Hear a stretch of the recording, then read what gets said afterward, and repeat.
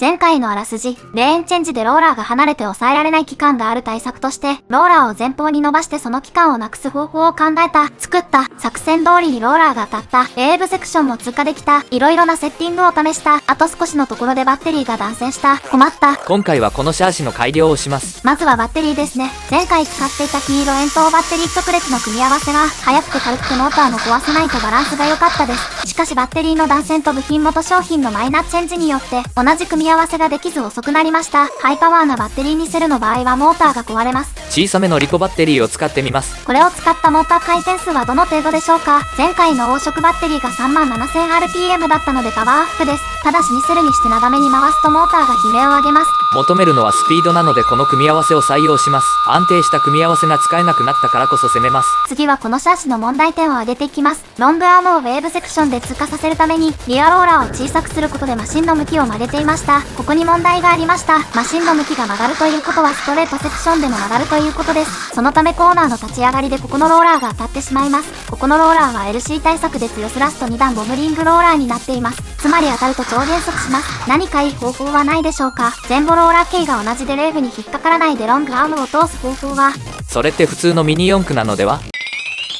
どうやら私はミニ四駆の形にとらわれすぎていたようです。前回のマシンは通常のミニ四駆のローラー配置をベースに左前ローラーの位置を前方に伸ばしていました。左後ろローラーはそのままの位置だったので前後ローラー間が長くなって問題が生じていました。つまり左ローラー意識を前方にずらせばいいのではないでしょうか。そんなんでまともに走るんですか。左の壁に当たるときは左ローラーのみで逆もまた同様なので実質壁に対しては普通のミニ四駆が走るのと同じだと思います。ということでシャーシ第1号です。駆動周りとバッテリーホルダーになります。バッテリーは若干下側に配置するようにして重心を下げています。強度が不要な部分は肉抜きをして軽くしています。逆に強度が必要なカーボンステーの保持部は厚みを持たせています。カーボンステーは中間と前後に分かれていて、それらをジョイントパッツで組み付けます。そしてカーボンステーをシャーシに取り付けます。カーボンを2枚重ねて上下のブレを良くされ、2枚重ねてもブレるんですけど、ジョイント部とステーのこの部分がねじれて上下の動きが出てしまっています。こうなるとスラストが抜けてしまって吹っ飛びの原因になります。ということで第2号です。前後中間のカーボンステー全てをシャーシに取り付けることにしました。これで先ほどのような縦方向の動きは抑制できます。でも横方向はまだ曲がりますよ。ステー2枚重ねなので硬くはありますが、これでどうだ。ステーを縦と横に組み付けることでどの方向にも曲がらなくしました。曲がりチェック。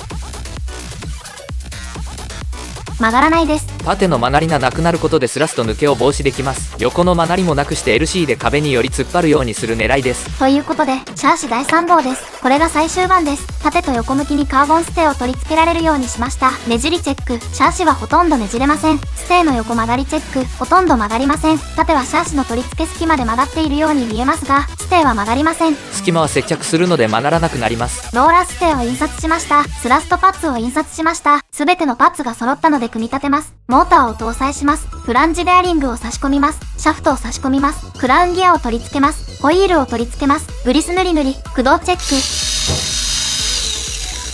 スルスルグッドです。カーボンステーにローラーステーを取り付けます。固定します。中間ジョイントを取り付けます。ローラーホイールを取り付けます。固定します。ローラーを取り付けます。固定します。左右のローラーモジュールができました。ローラーモジュールを取り付けます。こっちもバッテリーを搭載します。チョップ、スティックスにします。スラストパッツを取り付けます。ローラーを取り付けます。固定します。サイドローラーを取り付けます。できました。左右ずらしシャーシ。マシン名はナチュラです。LC ではロングアームの効果を発揮させ、平面では通常のミニ四駆と同じ振る舞いを狙います。重量チェック 58.0g。カーボンステーとバッテリーが2ずつなので重めです。このバッテリーにセルのパワーはどの程度でしょうか。かなりのパワーを感じます。前回よりハイパワーです。タイヤが抜ける気がするので TPU タイヤに変更しました。遠心力で変形しにくく抜けにくいです。平面速度チェック。想定ではコーナーの立ち上がりで曲がらずにウェーブもなんすかこれ。なんだろう。これはなんだろうです。確かになんだろう。いやひどいって。近くで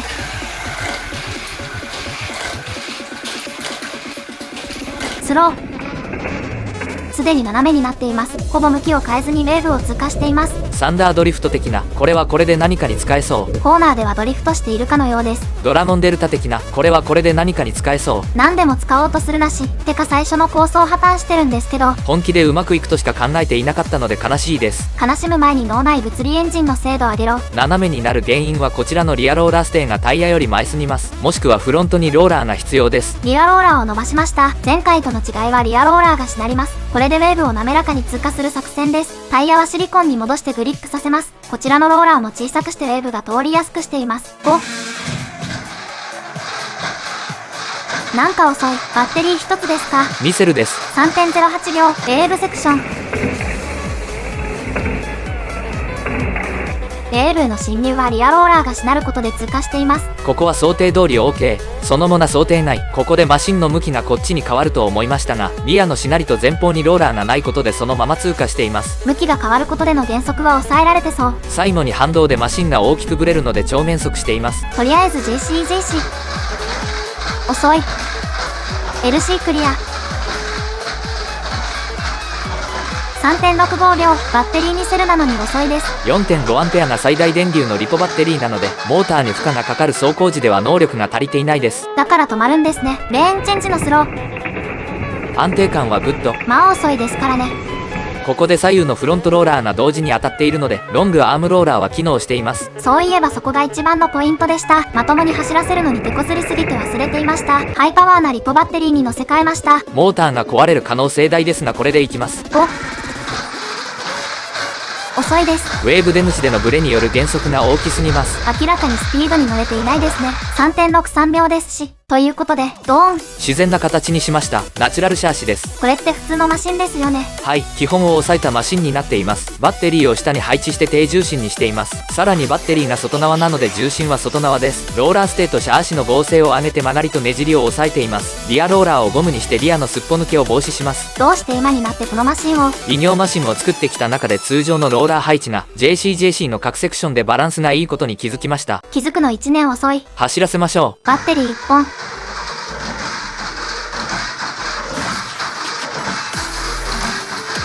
2.90 秒。ようやくまともな走行が見れました。安定感もグッドです。スロー。いつもはリアがすっぽ抜けるのに今回は引っかかっています。左リアがゴムローラーのお金です。ミセルバッテリー。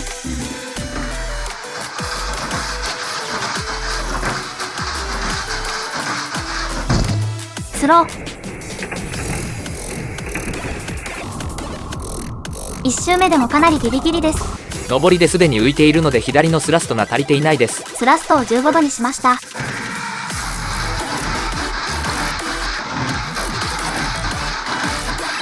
2.63 秒。その後も安定して走っています。スロー。いいね。しっかりと抑えられています。もう少しスピードを上げられそうです。ということでローラーセッティングを変えてスピードを上げましたが早すぎました。ここで終わります。今回は課題感のあったローラーセッティングとスピードが改善できました。1年間 JCJC をやっていましたがずっとローラーセッティングを間違えていたようです。確かにこれまでは左リアがプラリングローラーでしたね。そのため毎回リアがすっぽ抜けていて吹っ飛んでいました。ようやく左リアをゴムリングにして引っかからせることに気づきました。気づくの遅すぎ。ロングアームを作ったことでリアローラーがこの役目をしていることに気づきました。ロングアームのフロントローラーがナチュラルシャーシだとリアローラーですね。それと左フロントのスラストで上り時点でマシンを押さえつけるようにもしました。いつもは左のスラスト角が5度なのに今回は10度スタートで最後15度でしたね。最速のあのお方とお話しする機会がありましたのでアドバイスをいただいていました。貴重すぎるって。スピードも駆動を良くしたためかニセルのハイパワーリポでモーターが壊れなくなりました。そういえば一度もモーターが壊れませんでしたね。これはかなり大きな収穫です。スピードが上がりすぎて普通のセッティングでは全く抑えきれていないのでまた吹っ飛び対策の方法を考えます。それではまた、のし。